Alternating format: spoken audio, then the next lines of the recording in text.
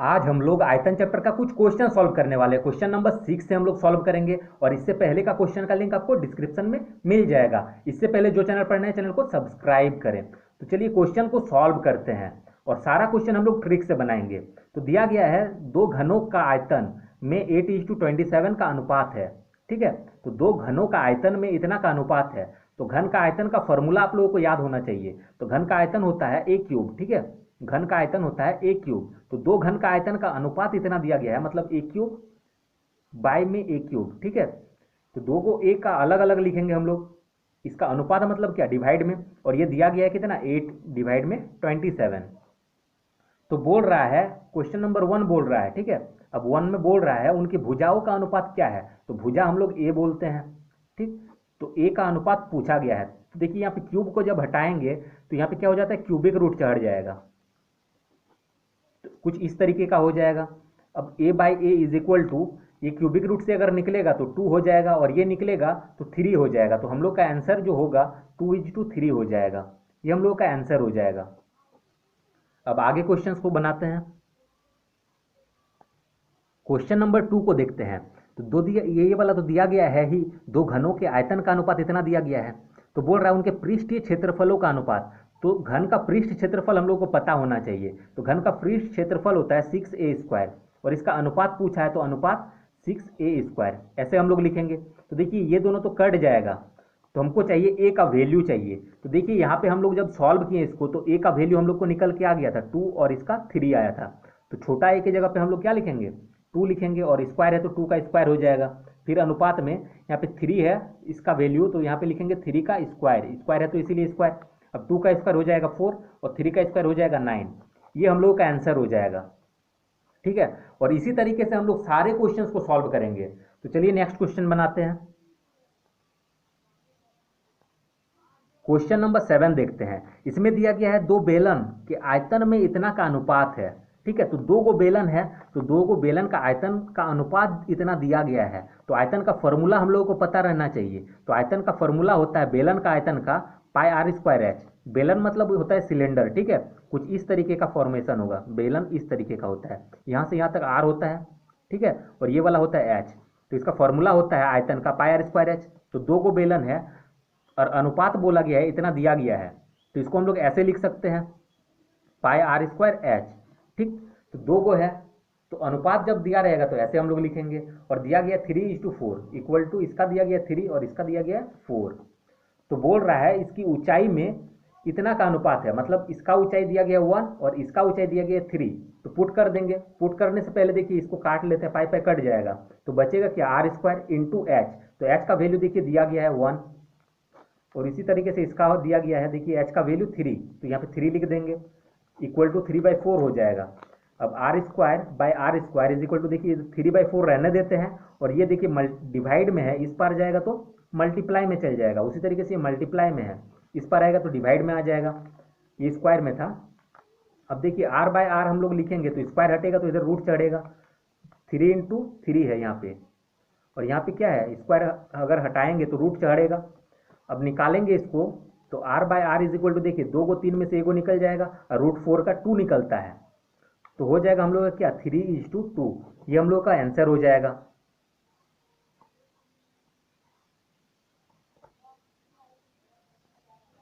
Question number 8 बनाते हैं। इसमें दिया गया दो बेलन के आयतन बराबर है। तो देखिए जब बराबर बोला जाएगा तो ऐसे लिखेंगे। तो बेलन का आयतन बराबर है तो बेलन का आयतन का फॉर्मूला यहाँ पे लिख दीजिएगा। तो πr²h। ठीक है, फॉर्मूला होता है πr²h। दो बेलन बोल रहा है तो दो को आयतन लिखेंगे। ठीक है, πr²h और ये बोला है बराबर है तो बराबर यहाँ पे कर देना है। अब बोल रहा है इनकी ऊंचाई का अनुपात इतना है, तो त्रिज्या का अनुपात क्या होगा। तो पहले देखते हैं, जो कट रहा है उसको काट देते हैं, तो ये सब कट जाएगा पाई और नहीं काटेंगे हम लोग। तो बोल रहा है उनकी ऊंचाई में 9:16 का अनुपात है, मतलब इसका ऊंचाई दिया गया 9 और इसका ऊंचाई दिया गया 16। तो पुट करते हैं, r² इंटू h है, h दिया गया इसका 9 equal to r² into h दिया गया इसका 16। तो त्रिज्या का अनुपात पूछा गया, मतलब r का वैल्यू पूछा गया दोनों में। तो देखिए r² इसको रहने देते हैं और ये देखिए इधर मल्टीप्लाई में है, r² मल्टीप्लाई में है तो इक्वल टू के इस पार आएगा तो डिवाइड में हो जाएगा। और ये 16 को रहने देते हैं और ये 9 देखिए इधर मल्टीप्लाई में है तो इक्वल टू के इस पर जाएगा तो डिवाइड में चल जाएगा। अब इसको हम लोग ऐसे लिख सकते हैं, R by R is equal to, square हटाएंगे तो इधर √16 हो जाएगा और √9 हो जाएगा, स्क्वायर हटाने से रूट चढ़ जाता है। तो R by R is equal to, देखिए √16 का 4 निकल के आ जाता है और √9 का 3 निकल के आ जाता है। तो त्रिज्या का अनुपात क्या हुआ, 4:3। 4/3 का मतलब क्या, 4:3। ये हम लोग का आंसर हो जाएगा। क्वेश्चन नंबर 9 देखिए, इसमें दिया गया दो बेलन के आधार की त्रिज्या इतना है, ठीक है, तथा उनके ऊंचाई का अनुपात इतना है, उनके आयतन का अनुपात क्या होगा। तो आयतन का अनुपात क्या होगा पूछा गया है, तो आयतन का फॉर्मूला हम लोगों को लिख देना है। तो दोनों बेलन बोला गया है, तो दो को फॉर्मूला लिखेंगे, तो पाई आर स्क्वायर एच होता है बेलन का आयतन, और आयतन का अनुपात जब बोलेगा तो हम लोग इस तरीके से लिखेंगे, इसका अनुपात क्या हो जाएगा, पाई आर स्क्वायर एच। अब इसका दिया गया है, अनुपात दिया गया है, देखिए अनुपात ये पूछा गया है, ऐसा पूछा गया है, तो इसको हम लोग ऐसे ना लिख के हम लोग दूसरा टाइप से भी लिख सकते थे। तो देखिए ऐसे जब हम लोग लिख दिए ये कट जाएगा, तो यहाँ बचा क्या, आर स्क्वायर एच, और ये क्या बचा, आर स्क्वायर एच। तो आर का वैल्यू देखिए यहाँ पे दिया गया है, उनके त्रिज्या का अनुपात दिया गया 1, तो त्रिज्या आर है, तो इसके जगह पे हम लोग 1 लिखेंगे, ठीक है। तो 1 का स्क्वायर हो जाएगा 1, ठीक है, 1 का स्क्वायर में हो जाएगा, तो स्क्वायर एक बार लिख देते हैं। और ऊंचाई का दिया गया है, देखिए ऊंचाई दिया गया है 2, ठीक है, इसका ऊंचाई कितना दिया गया है, 2 दिया गया है, तो इंटू में 2 लिखेंगे। उसी तरीके से इसका भी दिया गया है, त्रिज्या दिया गया है 3, तो 3 का स्क्वायर इंटू, देखिए 1 दिया गया है, तो यहाँ पे 1 हो जाएगा। अब इसको सॉल्व करेंगे तो 1 का स्क्वायर हो जाएगा 1 इंटू 2, 3 का स्क्वायर करेंगे 9 इंटू 1, तो ये कितना हो जाएगा 2/9। इसको हम लोग 2:9 भी लिख सकते थे, ठीक, इतना हम लोगों का आंसर हो जाएगा। देखिए इसको चाहे तो हम लोग ऐसे लिख के नहीं सॉल्व करेंगे, हम लोग चाहे तो इसको ऐसे भी लिख के सॉल्व कर सकते थे। देखिए हम बताते हैं कैसे लिख के सॉल्व कर सकते थे।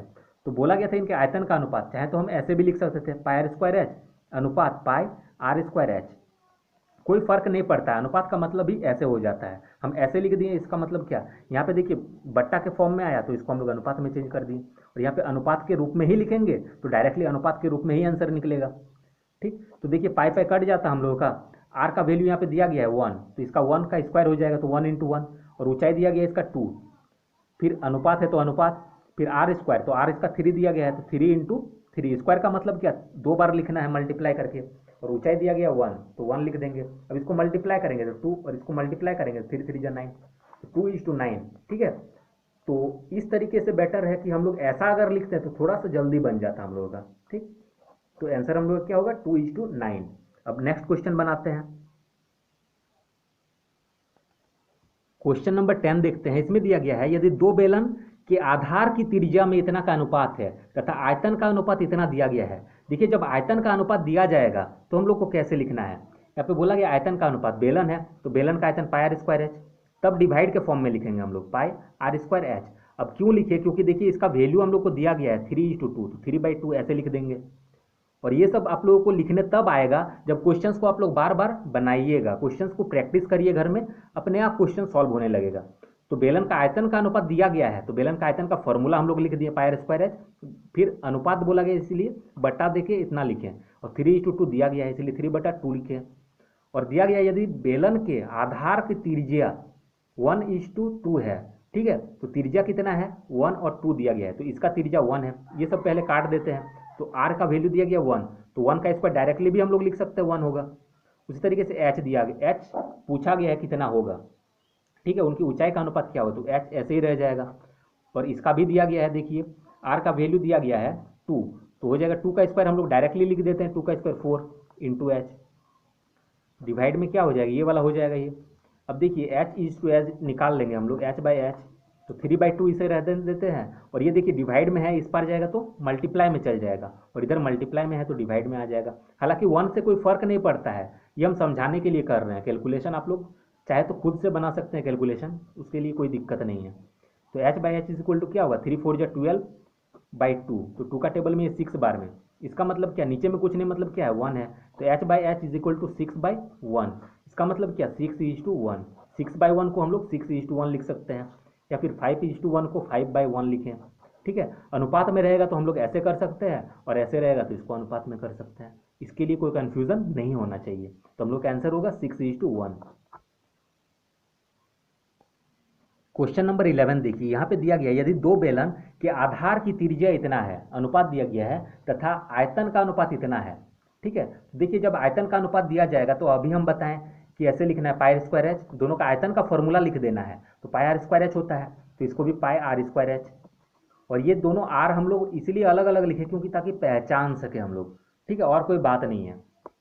तो इसका अनुपात दिया गया 2/9 दिया गया, 2:9 का मतलब क्या, 2/9 लिख सकते हैं। अब देखिए पाई पाई कट जाएगा, और दिया गया है त्रिज्या का अनुपात दिया गया 1 और 3, मतलब यहाँ पे 1 हो जाएगा, 1 × 1 लिख सकते हैं, इंटू एच।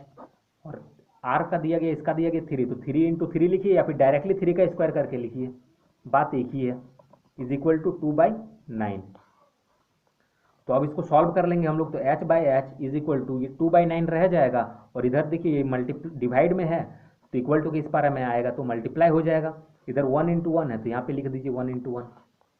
तो h/h इज इक्वल टू क्या होगा, 2 इधर कट जाएगा, देखिए 3 का टेबल में 3 बार में, ये 3 कट जाएगा, तो बचा क्या 2/1।